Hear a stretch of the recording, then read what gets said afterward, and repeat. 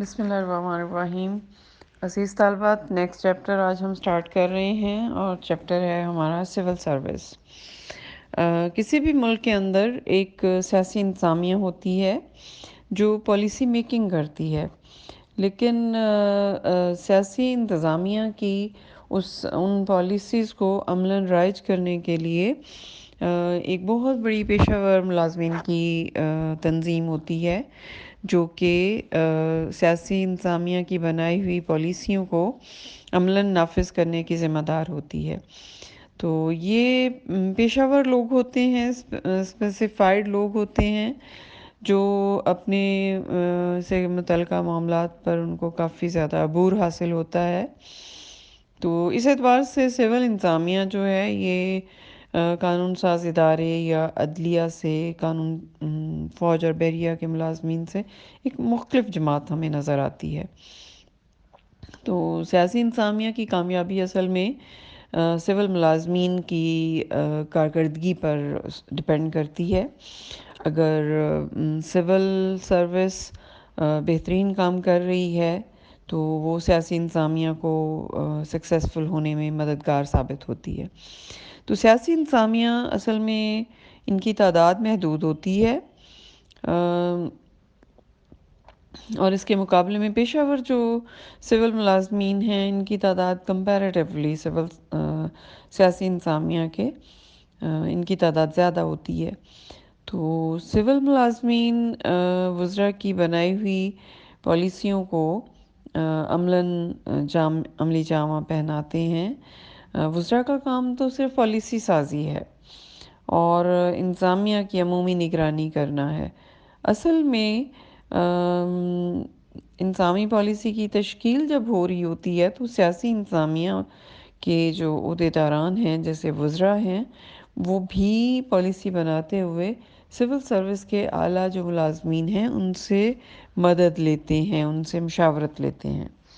تو گویا civil service میں اعلیٰ عہدیداران کی مشورے سے انتظامی پالیسیاں تشکیل پاتی ہیں۔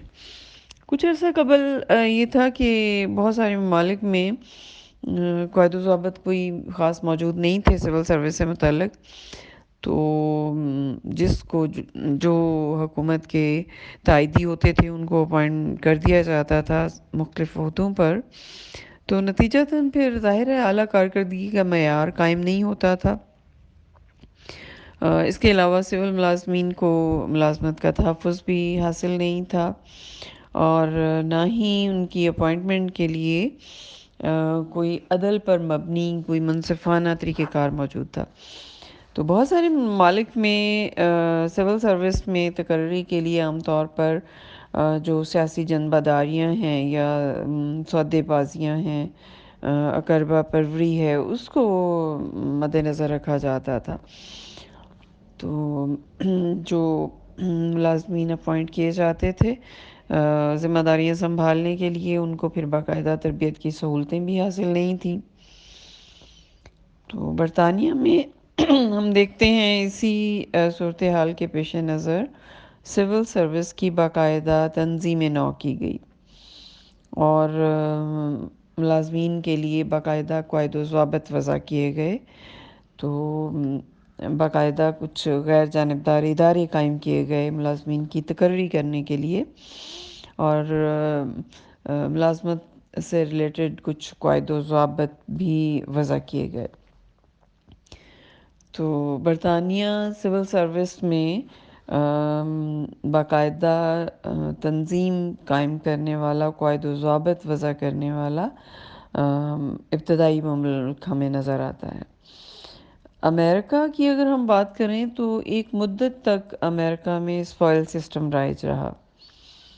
تو اسپوائل سسٹم کا مطلب یہ کہ جو صدر تھا وہ اپنے ساتھیوں کو نوازنے کے لیے پہلی سول سروس کو برطرف کر دیتا تھا اور اپنے تائید کنندوں کو پھر اپوائنٹ کر دیتا تھا۔ نیا صدر آتا تو وہ پہلے والی سول سروس کو ڈسمس کر دیتا اور خود اپنے سپورٹرز کو پھر مختلف عہدوں پر فائز کرتا۔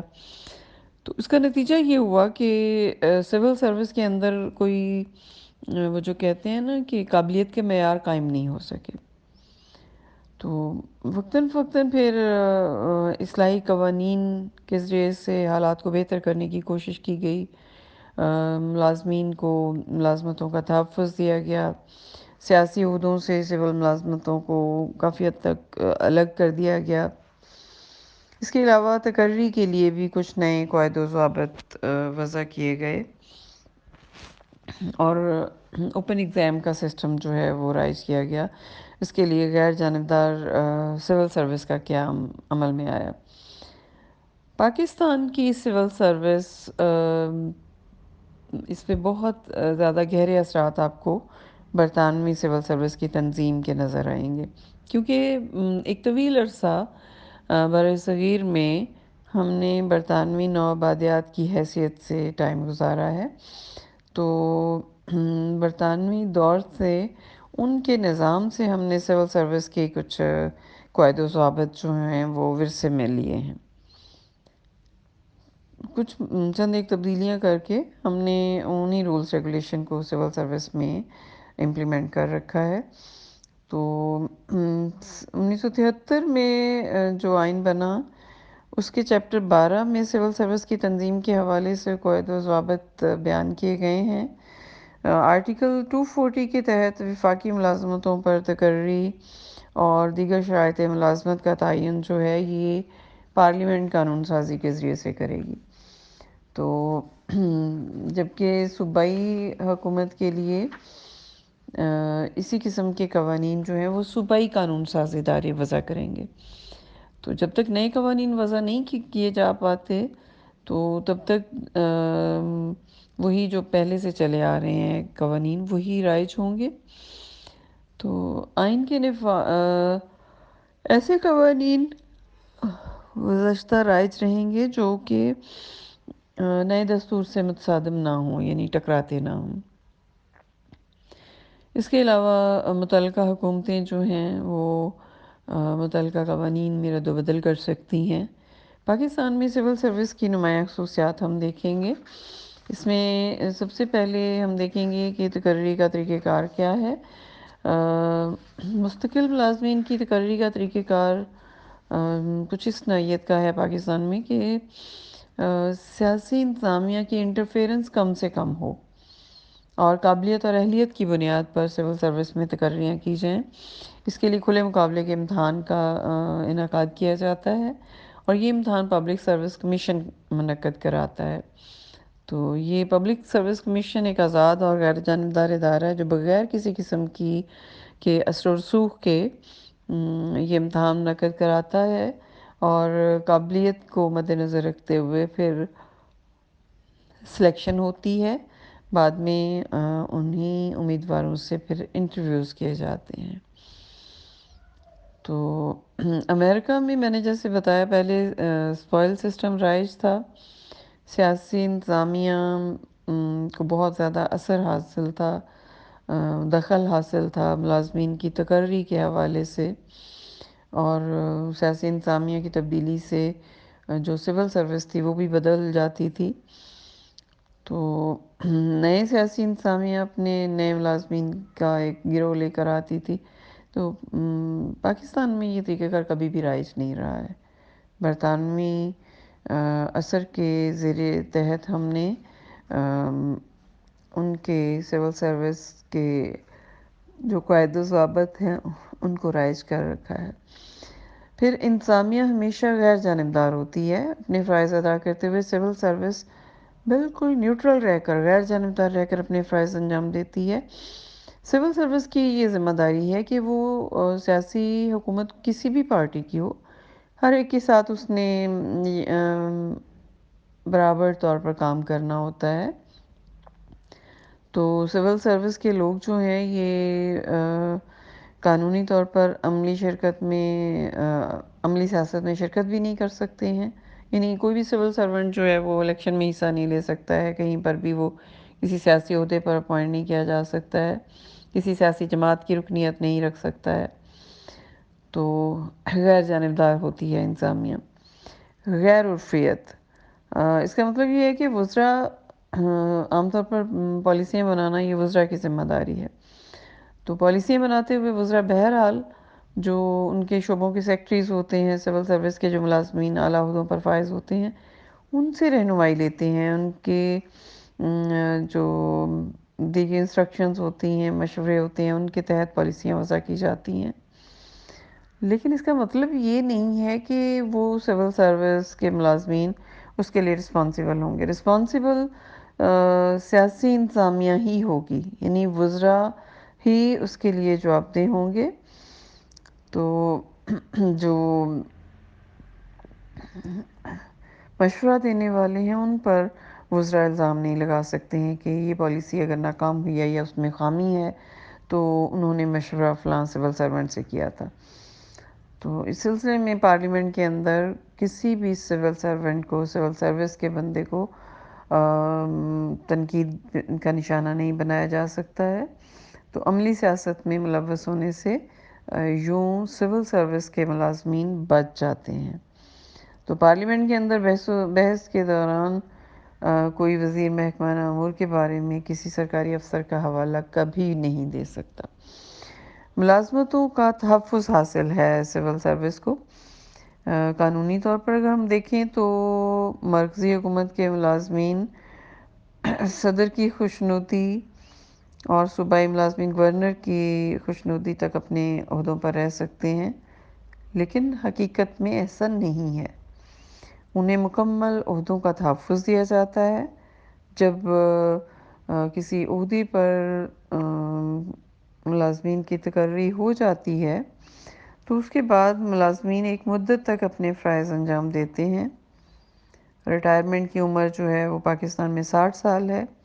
اس سے پہلے کسی کو اس کے عہدے سے الگ نہیں کیا جا سکتا. یعنی جاب کی سیکیورٹی دی گئی ہے، قواعد و ضوابط اس کے لیے وضع کیے جا چکے ہیں.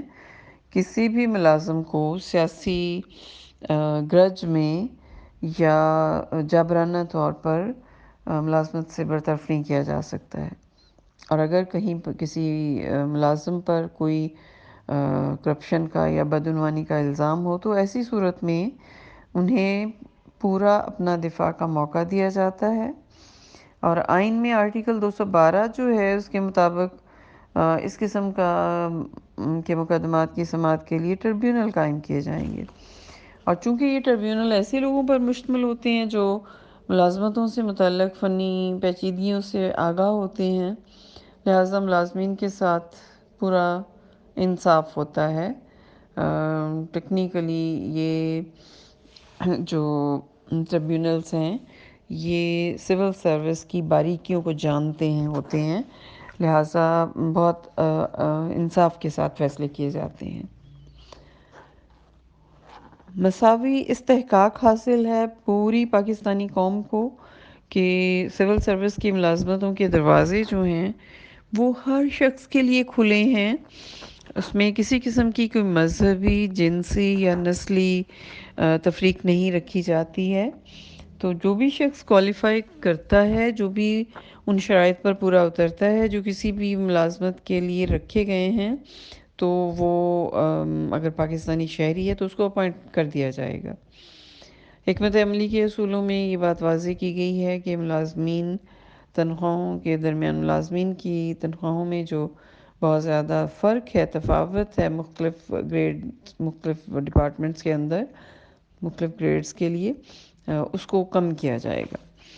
ملازمین کی باقاعدہ تربیت ہوتی ہے. تمام جو سرکاری ملازمین ہیں جب انہیں ان کے مقابلے کے امتحان میں وہ کامیاب ہو جاتے ہیں اور اس کے بعد ان کا انٹرویو ہوتا ہے، انٹرویو میں ان کی سلیکشن ہو جاتی ہے، تو پھر باقاعدہ ان کے لیے ٹریننگ کے ادارے قائم کیے گئے ہیں جہاں پر ان کی ٹریننگ کا، تربیت کا اہتمام کیا جاتا ہے. تو تربیتی اداروں میں فنی تربیت کے علاوہ انہیں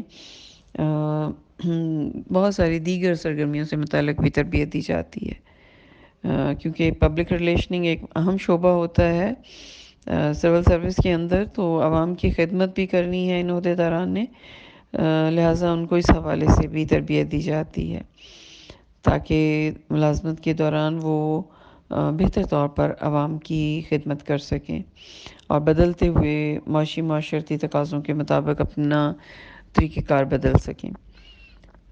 ترقیوں کے لیے باقاعدہ طریقہ کار بتا دیا گیا ہے۔ دوران ملازمت سرکاری ملازمین کو ان کی کارکردگی کے اعتبار سے جو ان کی سالانہ ترقیاں دی جاتی ہیں،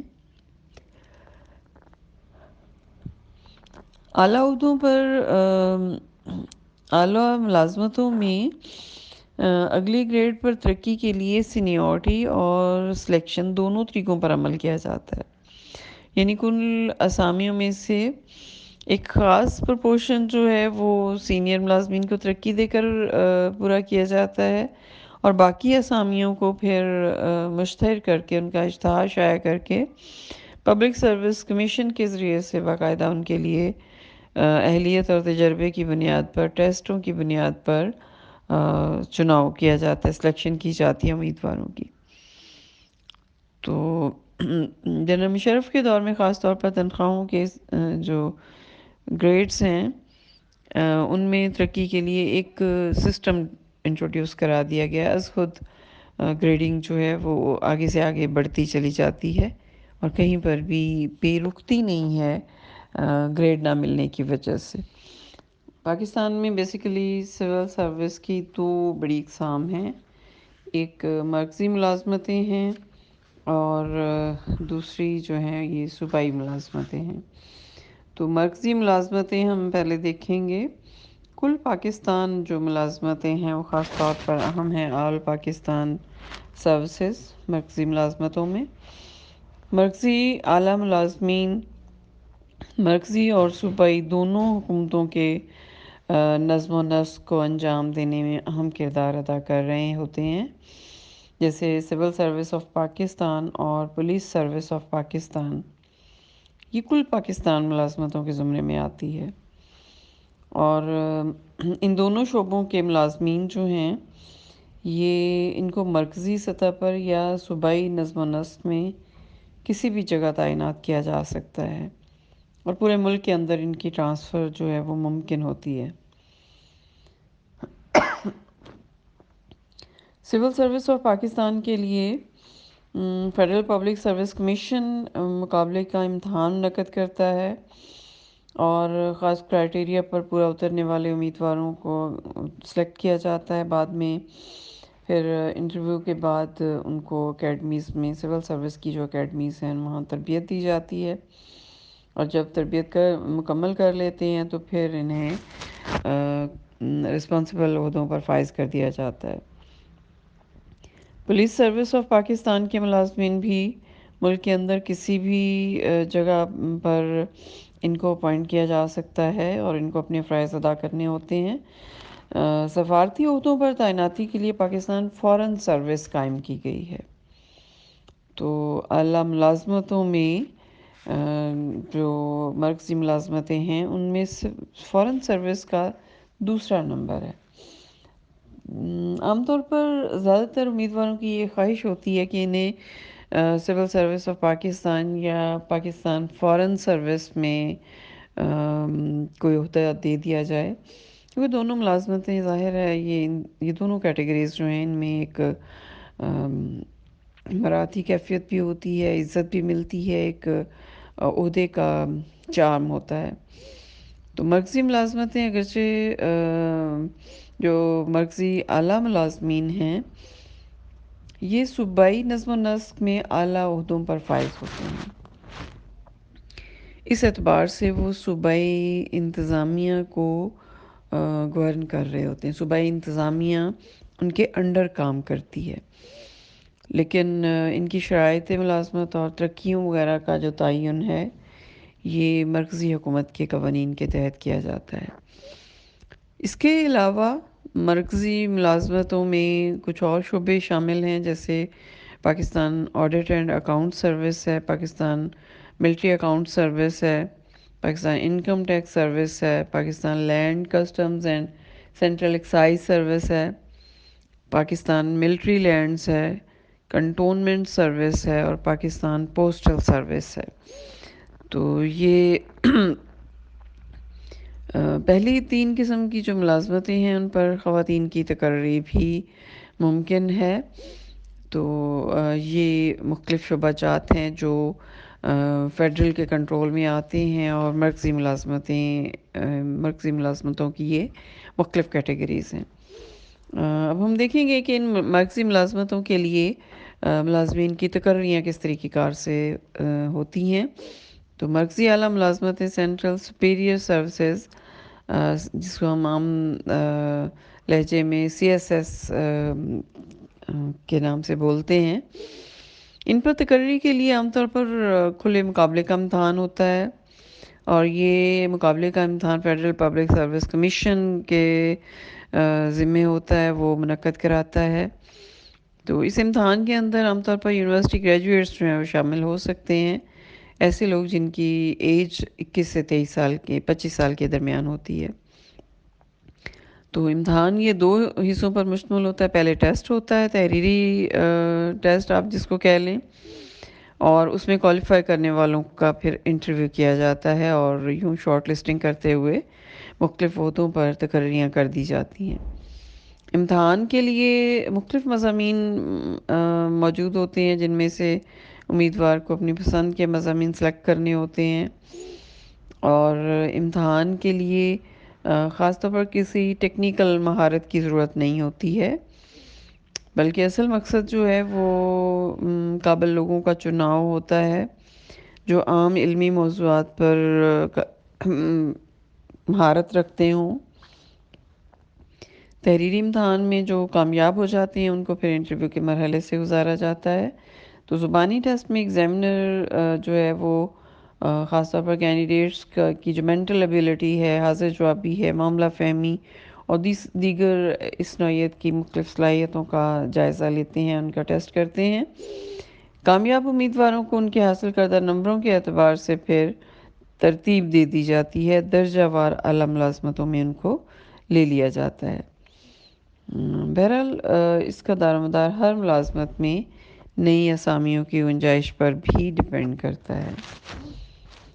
کوٹا سسٹم پر عمل کیا جاتا ہے مرکزی ملازمتوں میں تقرری کے سلسلے میں۔ اس کے لیے مختلف صوبوں اور علاقوں کے لیے ہر ملازمت کی کچھ نشستیں مختص کر دی جاتی ہیں۔ تو ہر علاقے کے لیے مخصوص نشستوں پر جس علاقے کے لیے جو سیٹس مختص ہیں، اسی علاقے سے کامیاب ہونے والے امیدواروں کو ان کے نتائج کے مطابق تعینات کیا جاتا ہے۔ تو اس طریقہ کار میں کچھ خامیاں بھی منظر عام پر آتی ہیں۔ بعض اوقات ایسا ہوتا ہے کہ اوورآل مجموعی طور پر جو کمتر نتائج دکھانے والے امیدوار ہیں، وہ اپنے متعلقہ علاقوں کے نشستیں مخصوص ہونے کی وجہ سے اعلیٰ ملازمتوں پر فائز ہو جاتے ہیں، اور دوسرے علاقوں کے ان امیدواروں سے بہتر امیدوار جو ہیں وہ ناکام رہ جاتے ہیں۔ تو بہرحال کوٹا سسٹم ضروری بھی ہے تاکہ کسی بھی ملک کے حصے کے لوگوں میں احساس کمتری جو ہے وہ نہ پیدا ہو سکے، اور تمام علاقوں کے لوگوں کو یکساں طور پر ملازمتوں میں نمائندگی حاصل رہے۔ تو آئین میں 18ویں ترمیم کے تحت کوٹا سسٹم کو جاری رکھنے کے لیے میعاد متعین کی گئی تھی، جو آئین کے آغاز سے قبل 20 سال متعین کی گئی تھی۔ اب اس کو بڑھا کر 40 سال کر دیا گیا ہے۔ تو کوالیفائی کرنے والے ملازمین کو باقاعدہ تربیت دی جاتی ہے۔ ڈائریکٹلی ٹیسٹ اور انٹرویو سے کامیاب ہونے والے امیدواروں کو ڈائریکٹلی مختلف عہدوں پر فائز نہیں کیا جاتا ہے، بلکہ خاص ان محکموں کے حوالے سے ان کی ٹریننگ ہوتی ہے۔ تو ٹریننگ کے دوران خاص طور پر پبلک ریلیشننگ کے حوالے سے ان کو بہت ساری چیزوں سے روشناس کرایا جاتا ہے۔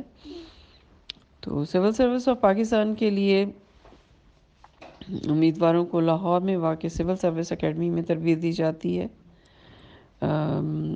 یہاں پر جو لوگ تربیت حاصل کرتے ہیں ان کو قانون، لسانیات اور دیگر سماجی علوم سے متعلق تعلیم دی جاتی ہے۔ فارن سروس کے لیے بھی اسی اکیڈمی میں نیو سلیکٹ ہونے والے ملازمین کی تربیت ہوتی ہے۔ اسی طرح فائنانس ملازمتوں کے لیے تربیتی ادارہ فائنانس سروس اکیڈمی ہے، جو نئے جو منتخبہ امیدوار ہوتے ہیں ان کو تربیت یہاں پر دی جاتی ہے۔ تو اس اکیڈمی میں تقریباً 9 ماہ کے قریب تربیت دی جاتی ہے۔ بعد میں مختلف سرکاری محکموں میں خاص طور پر عملاً تربیت دی جاتی ہے۔ تو مختلف مراحل سے گزرنے کے بعد پھر ان افسران کو مختلف عہدوں پر مقرر کیا جاتا ہے۔ لاہور میں جو ایڈمنسٹریٹو سٹاف کالج ہے سینئر سول ملازمین کی دوران ملازمت تربیت کرتا ہے۔ اس کے بعد ہم دیکھیں گے صوبائی ملازمتیں۔ صوبائی ملازمتوں میں وہ تمام ملازمتیں شامل ہیں جن میں تقرریاں صوبائی حکومت کی طرف سے کی جاتی ہیں۔ شرائط ملازمت کا تعین بھی وہی صوبائی حکومت ہی کرتی ہے۔ عام طور پر صوبائی ملازمین جو ہیں یہ اسی صوبے کے شہری ہوتے ہیں۔ تو صوبائی نظم و نسق کے سلسلے میں مختلف اعلیٰ عہدوں پر مرکزی اعلیٰ ملازمین جو ہیں وہ تعینات ہوتے ہیں، جبکہ سول سروس ان کی معاونت کرتے ہیں، ملازمین جو ہوتے ہیں۔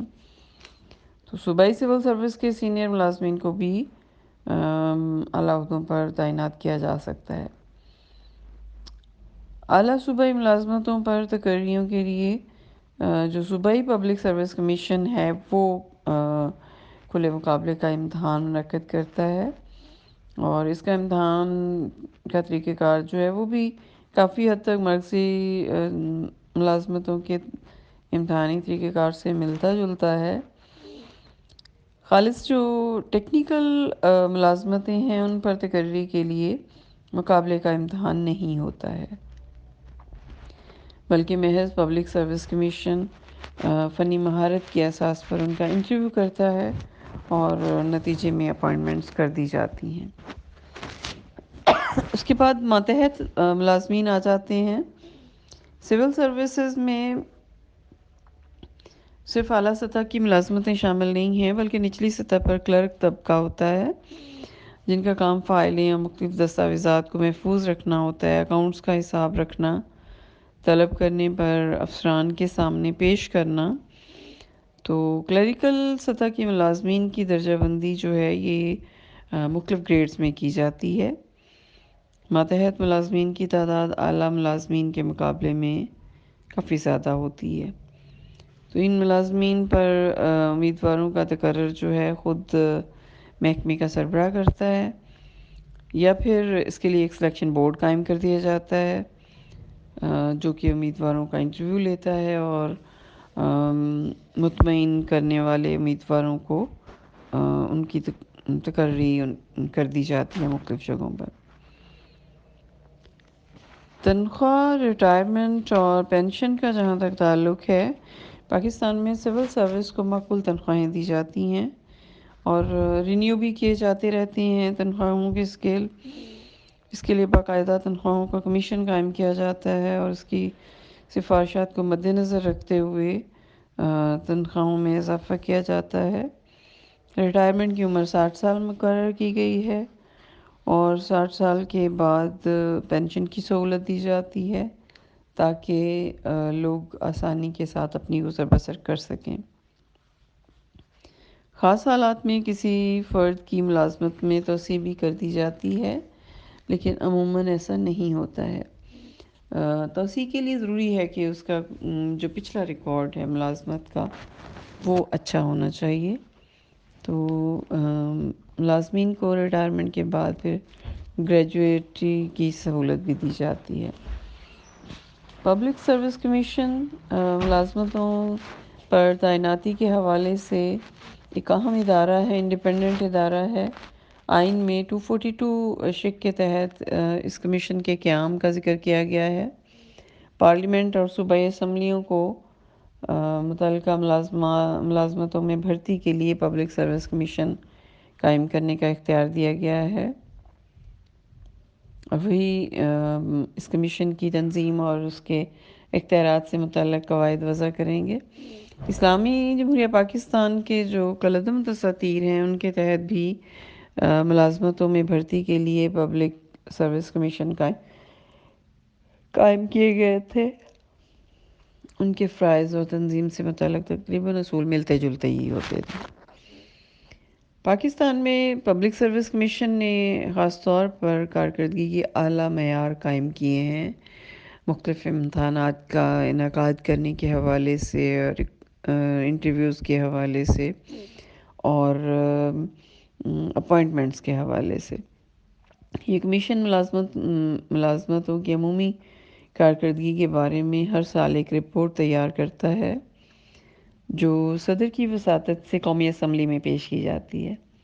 تو اپنی سالانہ رپورٹ میں کمیشن ایک یادداشت بھی ساتھ ایڈ کر دیتا ہے، جس میں مختلف واقعات کا حوالہ دیا جاتا ہے جن کے مطابق بعض کچھ امور کے سلسلے میں سرکاری محکموں نے کمیشن سے مشورہ نہیں کیا، حالانکہ مشورہ کرنا چاہیے تھا۔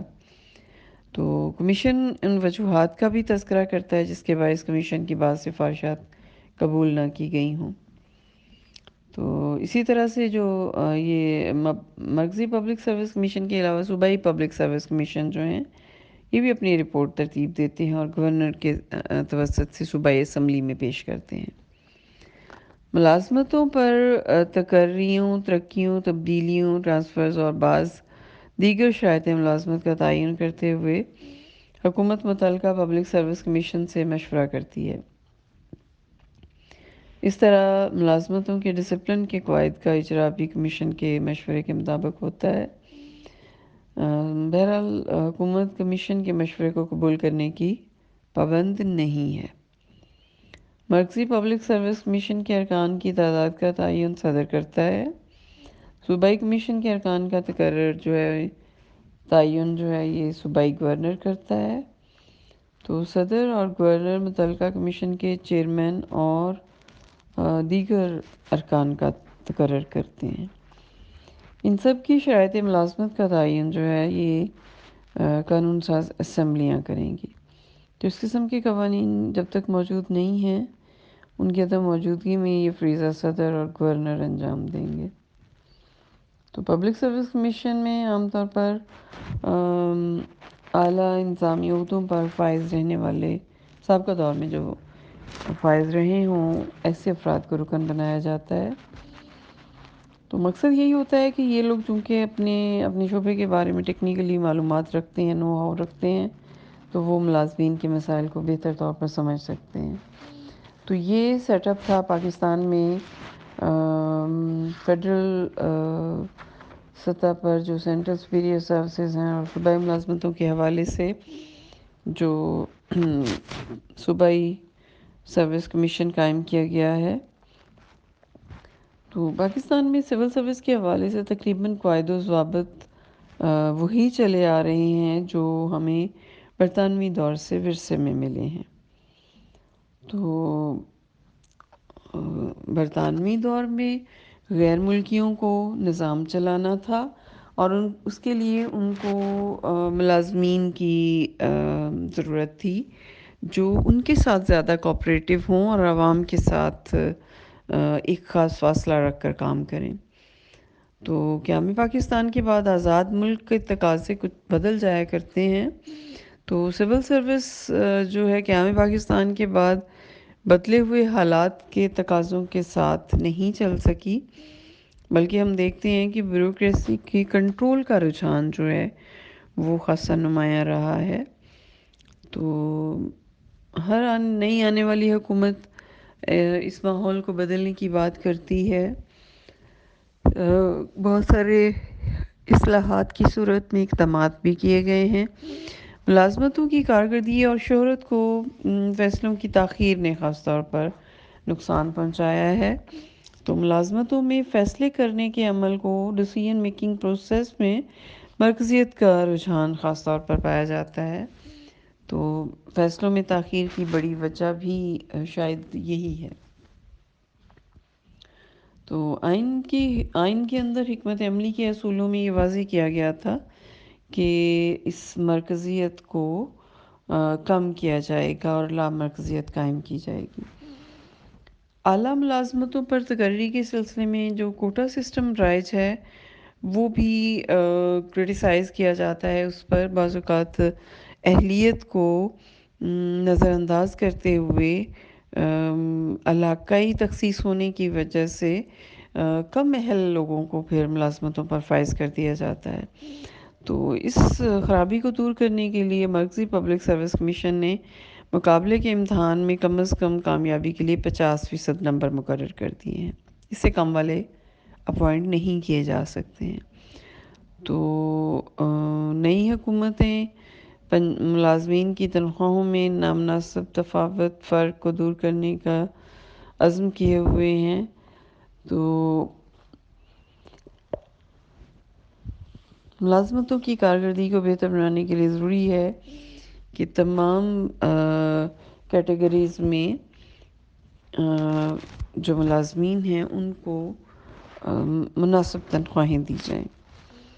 پاکستان کی سول سروس میں یقینی طور پر کچھ خرابیاں موجود ہیں، لیکن ان کی ذمہ داری صرف اور صرف ملازمین پر نہیں ڈالی جا سکتی۔ اصل خرابی پورے نظام کے اندر پائی جاتی ہے، جس میں ملازمین کو کام کرنا پڑتا ہے۔ تو صرف ہم ملازمین کو کرٹیسائز کر کے نظام کو بہتر نہیں کر سکتے ہیں، بلکہ کام کرنے والے ملازمین جو ہیں ان کے اندر پھر ڈس اپوائنٹمنٹ پیدا ہو سکتی ہے۔ تو بہرحال